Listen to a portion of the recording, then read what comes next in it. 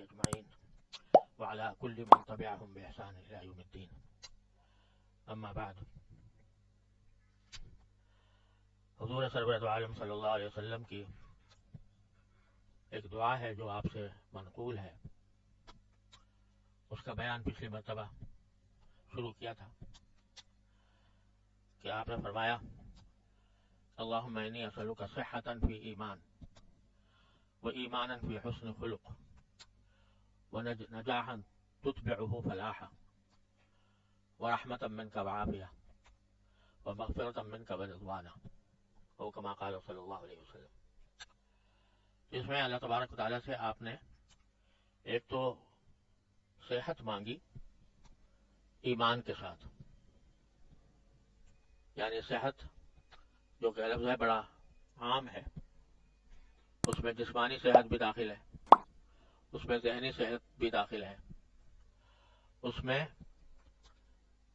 باطنی صحت بھی داخل ہے، کیونکہ صحت کے معنی یہ ہے کہ کوئی بیماری نہ ہو، اور بیماریاں جس طرح انسان کو جسمانی ہوتی ہیں تو اسی طرح ذہنی اور نفسیاتی بھی ہوتی ہیں، اور اس سے زیادہ خطرناک باطنی بیماریاں ہیں، جیسے حسد ہے کسی سے، تکبر ہے، ریاکاری ہے، یہ سب باطنی بیماریاں ہیں.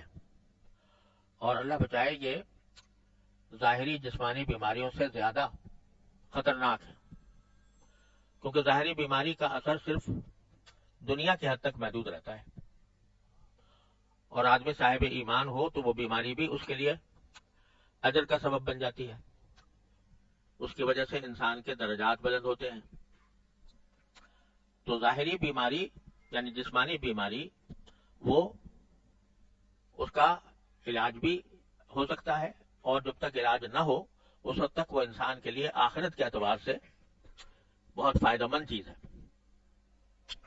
لیکن اگر باطنی بیماری ہو، اللہ بچائے، تو اس کا دنیا کے اندر تو اس کا اثر کبھی ظاہر ہوتا ہے کبھی نہیں ہوتا، لیکن آخرت میں اس کا برا انجام بالکل متیقن ہے، یقینی ہے. اگر آدمی حسد میں مبتلا ہے تو حسد کا گناہ تو ملے گا اس کو ہر حالت میں، اور جب تک کہ توبہ نہیں کرے گا. تکبر میں مبتلا ہے، تکبر کا گناہ ملے گا. ریاکاری میں مبتلا ہے تو ریاکاری کا گناہ ملے گا. لہذا باطنی بیماری وہ ظاہری بیماری سے زیادہ خطرناک ہے. تو جب آپ نے صحت مانگی کہ اللہ مجھے صحت عطا فرما، تو اس کے معنی ہے ہر طرح کی بیماری سے میں بچا رہوں، جسمانی بیماری سے بھی، ذہنی بیماری سے بھی، اور باطنی بیماری سے بھی. اور اس کے ساتھ یہ مانگا کہ اگر یہ صحت تو ہو لیکن ایمان نہ ہو والعیاذ باللہ، تو بجائے فائدہ مند ہونے کے وہ نقصان دہ ہے. اس لیے فرمایا صحتن فی ایمان، صحت ہو ایمان کے ساتھ. اور جیسا میں نے پچھلی مرتبہ عرض کیا تھا کہ فی جو ہے یہ اگرچہ عربی زبان میں مع کے معنی میں بھی آتا ہے، لیکن مع کے اندر دونوں چیزیں الگ الگ ہوتی ہیں الگ الگ لیکن ساتھ ملی ہوئی ہیں. لیکن فی اگر ہے تو اس کے معنی دونوں آپس میں گھلی ملی ہیں، اس میں دونوں کا وجود الگ الگ محسوس ہی نہیں ہوتا، بلکہ صحت کے ساتھ ایمان اس طرح گھلا ملا ہے کہ صحت بھی ہے اور اسی صحت کے ساتھ ایمان گھلا ملا ہے، اس معنی میں کہ بندہ جو ہے وہ اس صحت کو اللہ جل جلالہ کی عطا تصور کرتا ہے کہ یہ میرے پروردگار کی عطا ہے. یہ صحت کا جو لمحہ بھی میسر آ رہا ہے وہ اللہ تبارک و تعالیٰ کی عطا ہے. تو صحت کے ساتھ ہی ساتھ ایمان اس طرح گھلا ملا ہے کہ صحت کے ہر حصے میں بندے کا رابطہ اللہ تبارک و تعالیٰ سے استوار ہے، کہ اس کے دل میں یہ رگ و پے میں یہ بات پیوست ہے کہ اگر میری بینائی صحیح ہے تو اللہ کی عطا ہے، میری سماعت صحیح ہے تو اللہ تعالیٰ کی عطا ہے، میں ہاتھ اگر ہلا رہا ہوں اور حرکت کی طاقت ہے تو اللہ کی عطا ہے، اگر میں قوت ہے میرے اندر تو وہ اللہ تعالیٰ کی عطا ہے. جو یہ سارے تصورات اپنی صحت کے وہ اللہ تبارک و تعالیٰ کی عطا کے تصور سے گھلے ملے ہیں.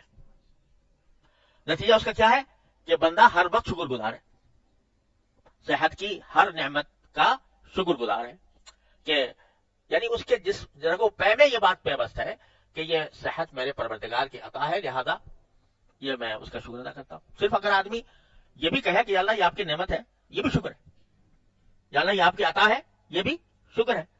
تو جب رگو پے میں یہ تصور پیوست ہو جاتا ہے کہ یہ صحت جو ہے یہ میرے پروردگار کی عطا ہے، تو یہ صحت ایمان کے ساتھ گھل مل جاتی ہے، صحتن فی ایمان۔ پھر بایمانن فی حسن خلق، ایمان ہو خوش اخلاقی کے ساتھ، خوش اخلاقی کے ساتھ، یعنی وہ جو صحت میں نے عرض کیا تھا باطنی صحت، تو اس کا تعلق تو خود اپنے انسان کے اپنے تصورات سے ہے، لیکن حسن خلق کا تعلق دوسروں سے بھی ہے کہ دوسروں کے ساتھ میں اچھے اخلاق سے پیش آؤں، میرے باطنی اخلاق بھی درست ہوں، اور باطنی اخلاق کا مظاہرہ دوسروں کے ساتھ جب میرا رویہ ہو تو وہ رویہ حسن اخلاق کا ہو۔ ایک مسلمان کا دوسرے مسلمان سے خندہ پیشانی کے ساتھ ملنا یہ بھی صدقہ ہے، حدیث میں رسول کریم صلی اللہ علیہ وسلم فرمایا۔ صدقے کی بے شمار قسمیں آپ نے بتائی ہیں، اور فرمایا کہ تمہیں سمجھتے ہو کہ صدقہ جو ہے صرف پیسے دینے سے ہوتا ہے؟ نہیں، بلکہ ہر نیک کام میں صدقہ ہے۔ فرمایا یہاں تک کہ اگر تم اپنی بیوی کے منہ میں کوئی نوالا رکھتے ہو تو وہ بھی صدقہ ہے، اور اگر کسی سے خندہ پیشانی کے ساتھ ملتے ہو تو وہ بھی صدقہ ہے۔ تو ایمان کے بھی گھلا ملا ہو کیسے؟ حسن اخلاق سے، خوش اخلاقی سے، تو اس کا نتیجہ یہ ہوگا کہ ہر انسان کے ساتھ انسان کا جو معاملہ ہے وہ ایسا ہوگا کہ جو اللہ تعالیٰ کو پسند ہو۔ تو ایمانن فی حسن خلق، حسن دوسروں کے ساتھ میرا رویہ بھی کیسا ہو؟ خوش اخلاقی کا ہو۔ اللہ اکبر کبیرہ۔ اور دیکھو یہ خوش اخلاقی کی ضد ہوتی ہے بد اخلاقی، ٹھیک ہے نا، اس کی ضد ہے بد اخلاقی۔ یہ بد اخلاقی جو ہے یہ ایمان کے ساتھ جمع ہو نہیں سکتی۔ ایمان کے ساتھ جمع ہونے کے معنی یہ ہے کہ ایمان کا جو حقیقی مطلب ہے کہ بندے کا یہ ایمان ہو کہ جو کچھ خالق ہے، مالک ہے، وہ سوائے اللہ جل جلالہ کے کوئی اور نہیں ہے۔ اگر میرے اندر کوئی خوبی ہے تو وہ اس کی عطا ہے، اگر مجھے کوئی وصف اچھا ملا ہوا ہے تو بھی اللہ تعالیٰ کی عطا ہے۔ ایمان کا ایک لازمی تقاضا یہ تصور ہے جو انسان کے دل میں پیوست ہو۔ اب بد اخلاقی کیوں ہوتی ہے؟ بد اخلاقی اس لیے ہوتی ہے کہ آدمی اپنے آپ کو بڑا سمجھتا ہے، دوسرے کو چھوٹا سمجھتا ہے، دوسرے کو حقیر سمجھتا ہے، اس وجہ سے بد اخلاقی پیدا ہوتی ہے۔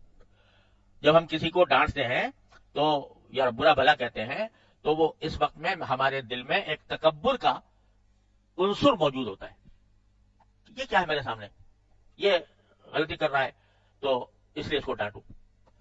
تو ڈانٹنا بھی کیا ہوتا ہے؟ یہ اگر بد اخلاقی سے بات کرنا یہ در حقیقت پیدا ہوتا ہے تکبر سے۔ اب یہاں ایک بات اور بھی سمجھنے کی ہے کہ بعض اوقات بندے کو سخت کلامی بھی کرنی پڑ جاتی ہے۔ کوئی اپنا ماتحت ہے، وہ غلط کام کر رہا ہے تو اس کے اوپر غصہ بھی کرنا پڑ جاتا ہے، اور اگر نہ کرے تو بعض اوقات وہ سر پہ چڑھ جاتا ہے، اور اس کے نتیجے میں جو وہ خرابیاں پیدا ہوتی ہیں۔ تو مانگنا تو بعض اوقات ڈانٹنا بھی ایک ضرورت بن جاتی ہے، لیکن وہ ڈانٹنا کس طرح ہو؟ ہمارے حضرت حکیم الامت صلی اللہ تعالیٰ عنہ نے دو باتوں کی تلقین فرمائی، اللہ تعالیٰ ہمیں ان کو سمجھنے کی اور ان پر عمل کرنے کی توفیق عطا فرما دے۔ دو باتیں۔ نمبر ایک، وہ فرماتے ہیں کہ جب بھی کسی کو تنبیہ کی ضرورت پیش آئے، اپنا نوکر ہو، ملازم ہو، ماتحت ہو، بیٹا ہو، پوتا ہو، کوئی ہو، جب کبھی تنبیہ کی ضرورت پیش آئے تو اشتعال کی حالت میں نہ کرو۔ جس وقت طبیعت میں اشتعال ہے، طبی طور پر غصہ آ رہا ہے، اس وقت میں تنبیہ نہ کروں۔ کیوں؟ اس لیے کہ جب اشتعال ہے طبیعت میں تو پھر وہ انسان کو اپنے حد میں نہیں رہنے دے گا، حد سے آگے لے جائے گا، جتنی ضرورت ہے اس سے زیادہ غصہ کر لے گا آدمی، اس سے زیادہ ڈانٹ دے گا جتنا ضروری تھا۔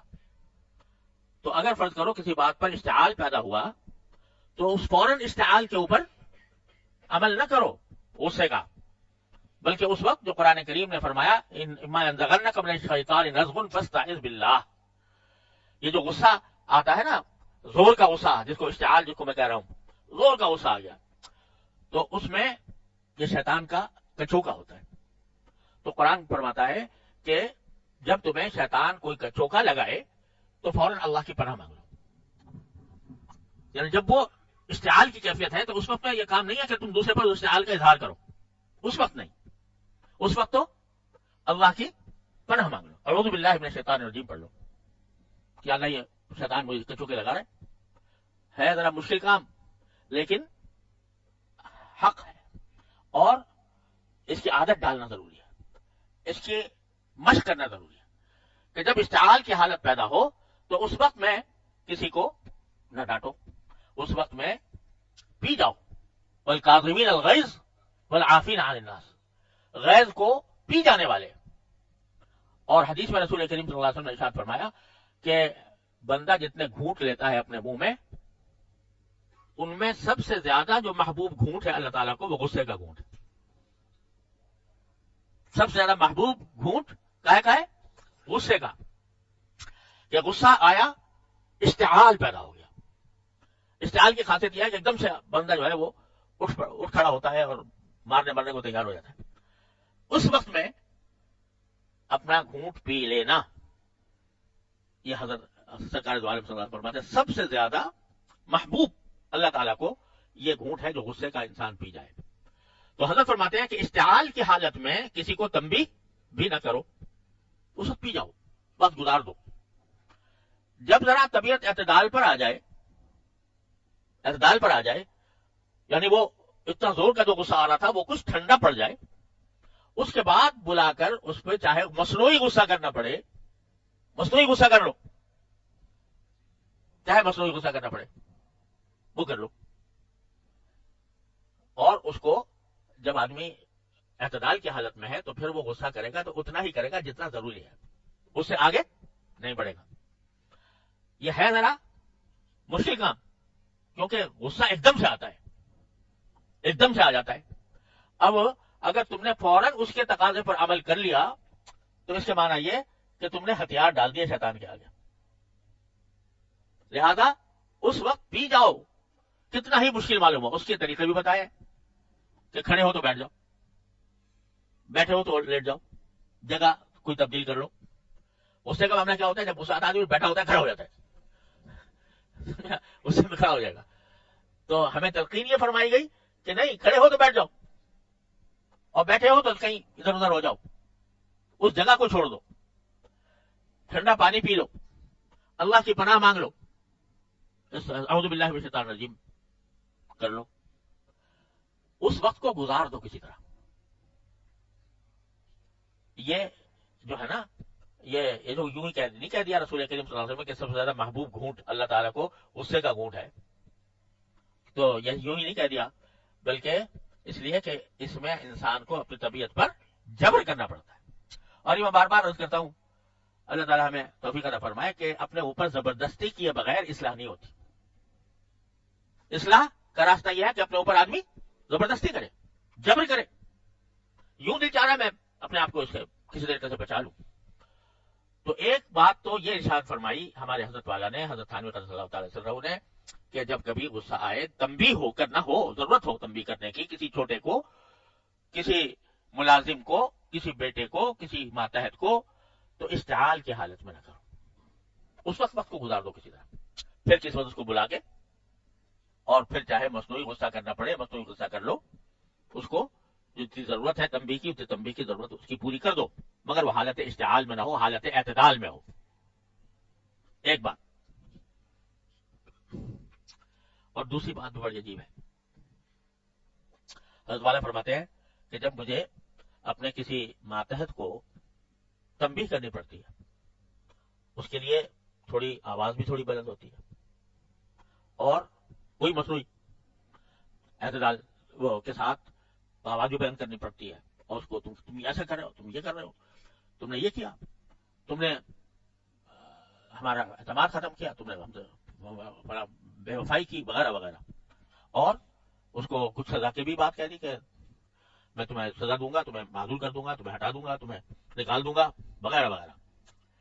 فرمایا جس وقت میں یہ الفاظ کسی اپنے ماتحت سے کہہ رہا ہوتا ہوں اس وقت بھی دل میں اس بات کا استحضار ہوتا ہے کہ یہ مجھ سے افضل ہے، میں اس سے مفضول ہوں۔ اور اس کی مثال یہ دی کہ جیسے ایک دربان ہے ایک بادشاہ کا، اور اس دربان کو کی ہدایت ہے بھئی ہر ایک آدمی کی چیکنگ کرو، تلاشی لو، ہے نا؟ اگر کوئی تلاشی دینے سے انکار کرے تو دربان کا کام یہ ہے کہ اس کو سزا دے۔ تو کہتے ہیں اگر شہزادہ بھی آ جائے کوئی تو دربان کا کام کیا ہے کہ اس کو روکے اور روک کر اس کی تلاشی لے، اور تلاشی لیتے ہوئے اگر وہ مزاحمت کرے تو مزاحمت کا جواب دے، مارنا پڑے مارے، کہ تم حدود کی خلاف ورزی کر رہے ہو، کوئی ایسی بات لے کر آؤ جس سے مجھے پتا چلے کہ بھئی تمہارے لیے اجازت ہے آنے کی۔ تو اس کو دربان جو ہے وہ ڈانٹتا بھی ہے، لیکن جس وقت ڈانٹنا ہوتا ہے پتا ہے اس کو کہ میں دربان ہوں، یہ شہزادہ ہے، میں دربان ہوں، چوکیدار ہوں، اور یہ شہزادہ ہے، پھر بھی میں چونکہ اس بات پر مامور ہوں کہ اس کو ڈانٹوں، اس لیے ڈانٹ رہا ہوں۔ کبھی چوکیدار کے دل میں یہ بات نہیں آتی کہ مجھے چونکہ یہ اختیار مل گیا ہے کہ میں جس کو چاہوں روکوں، جس کو چاہوں جانے دوں، اس واسطے میں شہزادے سے افضل ہو گیا۔ کبھی یہ بات دل میں نہیں آ سکتی۔ تو حضرت فرماتے ہیں کہ جب میں کسی کو ڈانٹتا ہوں ضرورت کی وجہ سے تو اس وقت بھی اس بات کا استحضار ہوتا ہے کہ میں تو ایک معمولی بندہ ہوں، یہ شہزادہ ہے، لیکن اللہ تبارک و تعالیٰ جو بادشاہ ہے اس نے مجھے معمور کر رکھا ہے اس بات کو۔ یا جیسے جلاد ہوتا ہے نا، اس نے بعض اوقات ہمارے یہاں پاکستان میں تو وزیر اعظم کو بھی پھانسی دے دی کہ دے دی اس جلاد نے، تو کیا وہ پھانسی دینے کی وجہ سے وہ اس وزیر اعظم سے بڑا ہو گیا؟ اس کو حکم تھا، اس نے حکم کی تعمیل کی، اور تعمیل کے اندر بڑے وزیر اعظم کو پھانسی دے دی۔ یہ جو آپ ایئرپورٹ پر سفر کرتے ہو اور ہر مرحلے میں آپ کو چیکنگ کا نشانہ بننا پڑتا ہے، تو بڑے سے بڑا بھی آدمی آ جائے کوئی جس کے پاس وہ کوئی پاس نہ ہو، تلاشی اس کی بھی ہوگی، اگر تلاشی دینے سے انکار کرے گا ڈانٹ پڑے گی، لیکن وہ جو تلاشی لے رہا ہے وہ کبھی یہ نہیں سمجھ سکتا کہ یہ جو بڑا آدمی، یہ بظاہر دیکھنے میں بہت بڑا لگ رہا ہے، تو کوئی سیٹ ہے، کوئی افسر ہے، کوئی عالم ہے، تو اس سے اپنے آپ کو افضل نہیں سمجھ سکتا۔ اسی طرح حضرت فرماتے ہیں کہ اگر کہیں تنبیہ کی، ڈانٹنے کی ضرورت پیش آئے تو آدمی کے اندر تکبر نہ آئے کہ میں بڑا ہوں یہ چھوٹا ہے، بلکہ یہ سمجھے کہ چونکہ اللہ تبارک و تعالیٰ نے مجھے یہ حکم دیا ہے کہ میں اس کو غلطی پر تنبیہ کروں، اس لیے مجھے کرنا پڑ رہا ہے، ورنہ ہو سکتا ہے اس کا تعلق جو ہے اللہ تبارک و تعالیٰ سے ایسا ہو کہ میرے سارے اعمال پیچھے رہ جائیں اور یہ مجھ سے آگے نکل جائے۔ یہ دو باتیں تلقین فرمائیں، تو ایماناً فی حسن خلق، دوسرے کے ساتھ ایمان ایسا ہو کہ دوسرے کے ساتھ حسن اخلاق کا معاملہ ہو اور اس میں اپنی بڑائی کا عنصر نہ آئے۔ حسن اخلاق اگر نہیں ہے، اس کی ضد ہے بد اخلاقی، تو وہ سوائے تکبر کے کسی اور وجہ سے ہو ہی نہیں سکتی، اور تکبر سب سے بڑی بیماری۔ لہذا جب کبھی ضرورت پیش آ بھی جائے کسی کو تنبیہ کرنے کی، کسی کو ملامت کرنے کی، تو اس میں دو باتیں پیش نظر رہنی چاہیے۔ یہ باتیں ہو جائیں پیش نظر تو بس سمجھو کہ ایماناً فی حسن خلق کا مصداق اللہ تعالیٰ نے بنا دیا۔ کہنے کو کہہ دیا ہم نے کہ ایمان ہو حسن اخلاق کے ساتھ، لیکن اس کو حاصل کرنے کی فکر بھی تو کرو، اور حاصل کرنے کی فکر یہی ہے کہ غصے پر قابو پاؤ، غصے پر قابو پاؤ۔ یہ اتنا بڑا عذاب ہے غصہ کہ انسان کو یہ انتہائی سخت مہلک کھائیوں میں گرا دیتا ہے۔ جب غصہ اشتعال ہو، بعض طبیعتوں میں ہوتا ہے اشتعال ہوتا ہے اور بعض میں کم ہوتا ہے، جن کا کم ہے اللہ تعالیٰ کا فضل ہے، شکر ادا کریں، لیکن ان کو بھی پیش آ جاتی ہے بات، تو اس میں بھی انسان کو چاہیے کہ یہ دو باتوں کا استحضار کرے۔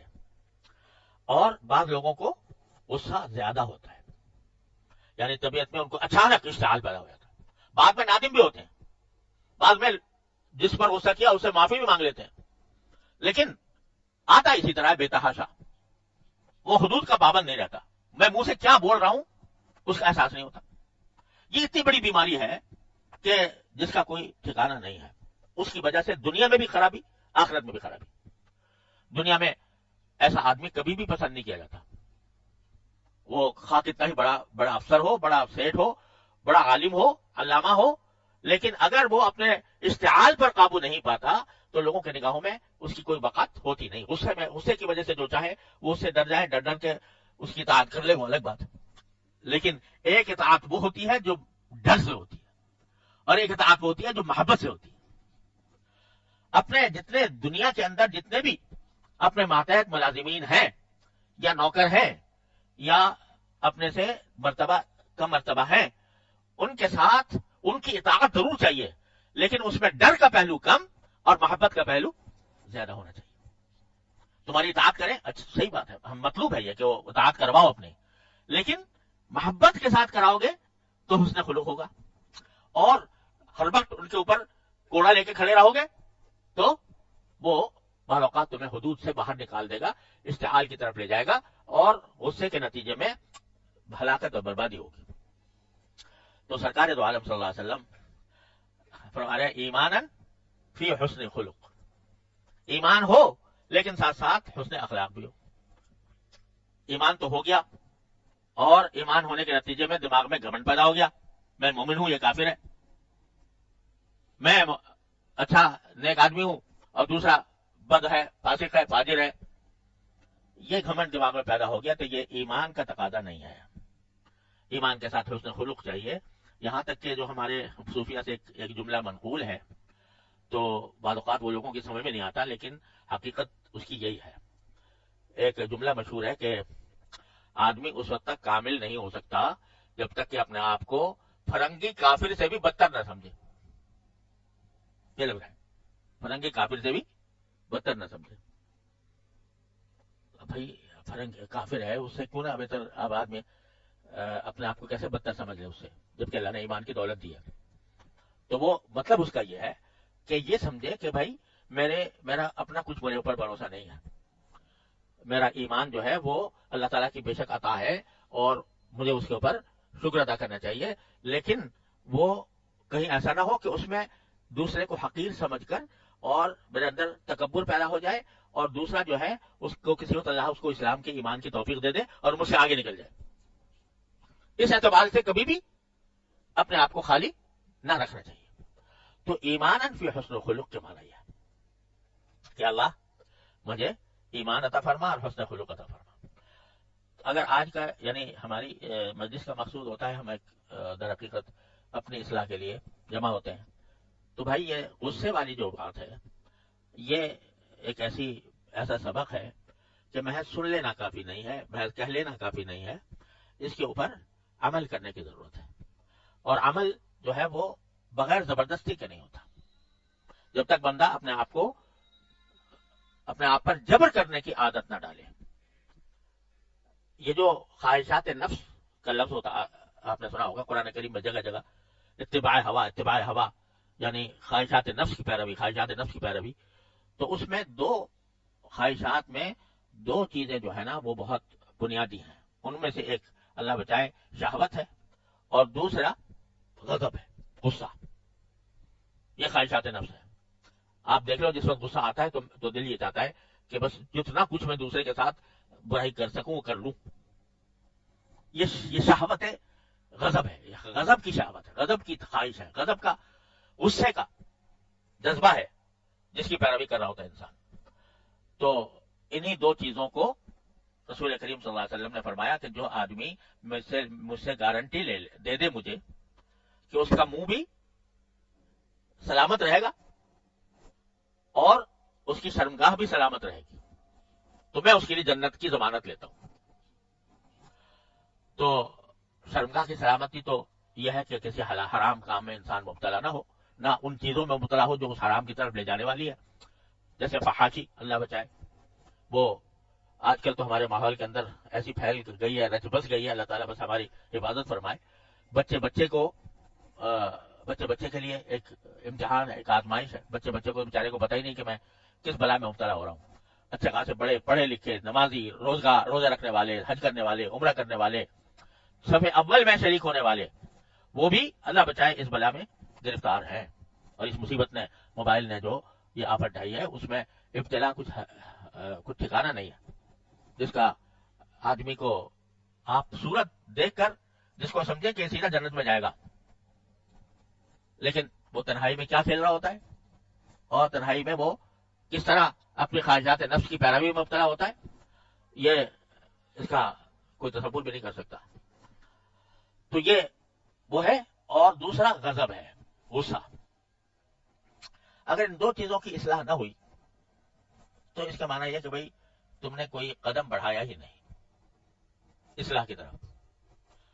اگر نظر کی حفاظت نہ کی، اگر نظر جو ہے وہ غلط جگہ پر پڑھنے کی عادی ہوتی جا رہی ہے، تو اس کا معنی یہ کہ تم اصلاح سے اتنے ہی قدم پیچھے جا رہے ہو. بد نظری یعنی نگاہ کو غلط استعمال کرنا، یہ بے شمار برائیوں کی جڑ ہے، اور یہ اللہ بچائے نور ایمان سلب کرنے کا ذریعہ بن سکتی ہے. ایمان کا جو ایک نور اللہ تبارک و تعالیٰ عطا فرماتے ہیں قلب میں اور روح میں، اس سے اس کے سلب ہونے کا اندیشہ ہوتا ہے اس بد نظری سے. اس لیے فرمایا کہ حدیث میں کہ نظر سہم من سہام ابلیس، یہ نظر جو ہے یہ ابلیس کے تیروں میں سے ایک تیر ہے جو انسان کو جہنم میں لے جانے کا بہترین، بہت زیادہ خواہش مند ہے. ابلیس اس کے پھینکے ہوئے تیروں میں سے ایک تیر ہے یہ نگاہ، اس کی عبادت کرو، یہ فرمایا. اور دوسرے میں نے عرض کیا دوسری چیز جو ہے وہ غصہ ہے، جو منہ سے اکثر و بیشتر ظاہر ہوتا ہے. لہٰذا آپ نے فرمایا جو میرے لیے اس منہ کی ضمانت دے دے مجھے کہ یہ غلط استعمال نہیں ہوگا، اور شرمگاہ کی ضمانت دے دے کہ یہ غلط استعمال نہیں ہوگی، یا اس کے دوائی کی طرف انسان ملتفت نہیں ہوگا، تو میں اس کے لیے جنت کا ٹھیکہ لیتا ہوں، جنت کی ضمانت دیتا ہوں. تو بھائی ہم جمع تو ہوتے ہیں، باتیں بھی کر لیتے ہیں، میں آپ سے کچھ باتیں کر لیتا ہوں، اللہ تعالیٰ مجھے معاف کرے کہ بعض اوقات میں حدود سے تجاوز ہو جانے کا اندیشہ رہتا ہے.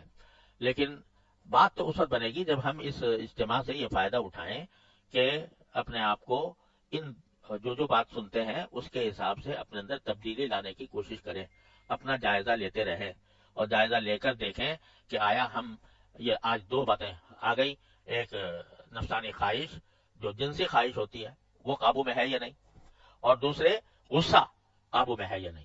اور غصے کے قابو کرنے کے میں نے آپ کو طریقے بتا دیے، اور نبی کریم صلی اللہ علیہ وسلم نے ایمان فی حسن و خلق کے ذریعے اسی کی تلقین فرمائی ہے، اس کے لیے دعا مانگی ہے. تو یہ بات یاد رکھو کہ یہ جو گناہ ہیں یا باطنی بیماریاں ہیں، یہ سب باطنی بیماریاں ہیں، شہوت ہو یا غضب ہو، یہ سب باطنی بیماریاں ہیں. ان باطنی بیماریوں میں دو چیزیں درکار ہیں. ایک کوشش، یعنی اپنے اوپر زبردستی کرنے کی عادت. لوگ کہتے ہیں جی وہ کیا کریں، مجبور ہو جاتے ہیں ہم اپنی طبیعت سے، اپنے خواہش سے، خواہش کے ہاتھوں مجبور ہو جاتے ہیں. میں کہتا ہوں کہ اگر عین اس وقت جب تم کہہ رہے ہو کہ میں مجبور ہو گیا ہوں، اس وقت میں اگر تمہارا باپ آ جائے، تمہاری کوئی بڑا آ جائے، اور کوئی نہیں تمہارا بیٹا آ جائے، تمہاری اولاد آ جائے، تمہارے جو ایسے دوست آ جائے کہ جو تمہیں نیک سمجھتے ہیں، پھر کیا ہوگا؟ پھر بھی مجبور ہو گئے، پھر بھی کہو گے مجبور ہو گیا، ظاہر ہے نہیں. تو جب اس کے معنی مجبور نہیں ہے، فوراً چھوڑ دے گا اس کو، کوئی آئے گا تو معلوم مجبور نہیں ہے، محض دھوکہ دے رکھا ہے نفس نے، اس کی وجہ سے اپنے آپ کو مجبور سمجھا ہے.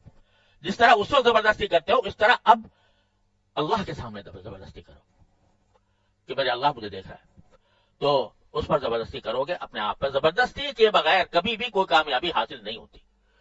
پہلے زبردستی اور کوشش، اور پھر اللہ تعالیٰ سے دعا، یا اللہ میں مغلوب ہو رہا ہوں، رب انی مغلوب فانتصر، اے اللہ میں مغلوب ہو رہا ہوں اپنے خواہشات نفس سے، آپ مجھے میری مدد فرما دیجئے اور ان مغلوبیت سے مجھے نکال دیجئے، مجھے غالب کر دیجئے، ان شیطانی خیالات پر مجھے غالب فرما دیجئے. یہ دو کام ہیں اور کوئی کام بھی اس کو جب تک اس کی اہمیت دل میں نہ ہو اس وقت تک وہ کام ہوتا نہیں. اہمیت دل میں بٹھائے آدمی ان باتوں کی کہ میں اپنے آپ کو غصے سے بچاؤں گا، اپنے آپ کو شہوت کے غلط استعمال سے بچاؤں گا، نفسانی تقاضوں کے غلط استعمال سے بچاؤں گا، یہ میری دنیا اور آخرت کے لیے یہ ناگزیر چیز ہے.